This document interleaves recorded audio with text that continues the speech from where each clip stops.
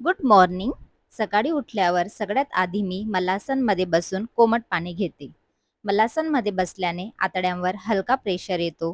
त्यामुळे gas release होऊन पोट हलकं वाटतं आणि पोट साफ होण्यासही मदत होते. यामुळे डायजेशन इम्प्रूव्ह होतं, ॲसिडिटी आणि कॉन्स्टिपेशनचा त्रास कमी होतो. प्रेग्नन्सीमध्ये स्वतःला ॲक्टिव्ह ठेवणं खूप गरजेचं असतं. त्यासाठी मी रोज 1 तास योगासाठी देते. प्रेग्नन्सीमध्ये मला आतापर्यंत बॅक पेन, झोपेचा त्रास किंवा बॉडी स्टिफनेस असा काहीच प्रॉब्लेम झाला नाही. त्याचं क्रेडिट मी योगालाच देते. योगानंतर लगेच शॉवर घेऊ नका, कारण बॉडी टेम्परेचर वाढलेलं असतं. मसल्स रिलॅक्स होण्यासाठी थोडा वेळ लागतो, म्हणून 15 ते 20 मिनिटांनी शॉवर घ्या. योगानंतर मी स्क्वॉट पोझिशनमध्ये बसून झाडू लावते. हे सुद्धा एक प्रकारचं लाईट एक्सरसाइज आहे.